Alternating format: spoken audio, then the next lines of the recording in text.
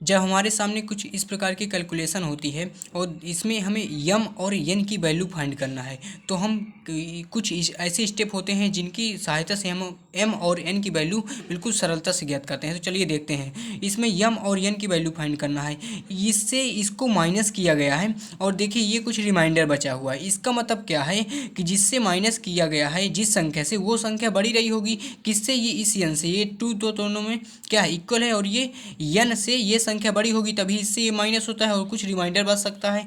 और यम और n belongs to natural number करते हैं, ठीक है। इसको हम क्या लिख सकते हैं, टू की पावर एन से कुछ बड़ा होगा, यानी कि एन तो होगा ही और इससे कुछ बड़ा होगा, यानी कि कोई कांस्टेंट वैल्यू मान लेते हैं जिसको हम के मानते हैं, यानी कि कुछ ज़्यादा होगा। और माइनस टू की पावर एन उसी तरह है और इसी तरह। अब देखिए इसमें से हम ये इसको क्या लिख सकते हैं, टू की पावर एन प्लस वन को हम लिख सकते हैं टू की पावर एन इंटू टू की पावर के माइनस टू की पावर एन इक्वल टू 2016। देखिए base is same powers are added, इससे हम इस लिख सकते हैं, इसमें और इसमें हम क्या कॉमन ले सकते हैं, टू की पावर एन।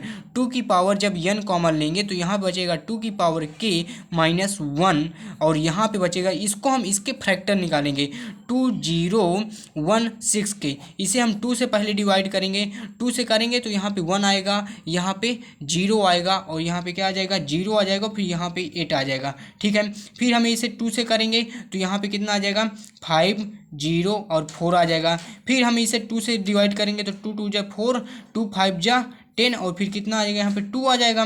फिर टू से करेंगे तो 1 और फिर यहाँ पे क्या आ जाएगा, 2 6 आ जाएगा।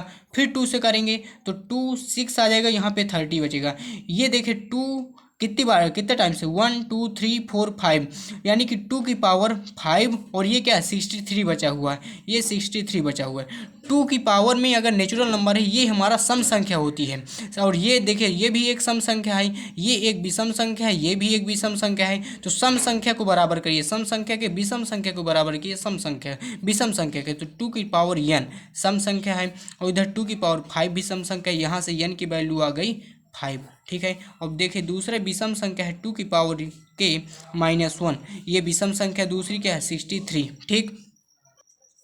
अब इस वन को उधर करेंगे तो प्लस में हो जाएगा, यानी कि इससे क्या लिख सकते हैं, टू की पावर के इक्वल टू 64 हो जाएगा। अब इसको टू की पावर में लिखना है तो 64 को क्या लिख सकते हैं, 64 को 64 के फैक्टर बनाएंगे तो पहले टू से काटेंगे, यहाँ पे 30 आ जाएगा, 32, फिर टू से काटेंगे तो यहाँ पे 16, टू से काटेंगे तो 8 आ जाएगा, टू से काटेंगे तो 4 आ जाएगा, फिर टू से काटेंगे 2 आएगा, फिर टू से काटेंगे 1 आएगा, यानी कि कितने टाइम 6 टाइम लिख सकते हैं। टू की पावर के इक्वल टू टू की पावर 6। ये देखिए इसको जब कंपेयर करेंगे तो के की वैल्यू क्या आ जाएगी, 6 आ जाएगी, के की वैल्यू 6 आ गई। यहाँ पे अब के प्लस वन था, यम क्या था, यन जो यम की वैल्यू थी के प्लस वन, यानी कि 6 प्लस 1, यानी कि जो यम की वैल्यू आएगी वो कितनी आ जाएगी, यम प्लस 1, यानी कि यम जो इसकी वैल्यू आएगी वो आ जाएगी 7, यानी कि यन की वैल्यू आ गई 5 और यम की वैल्यू आई 7।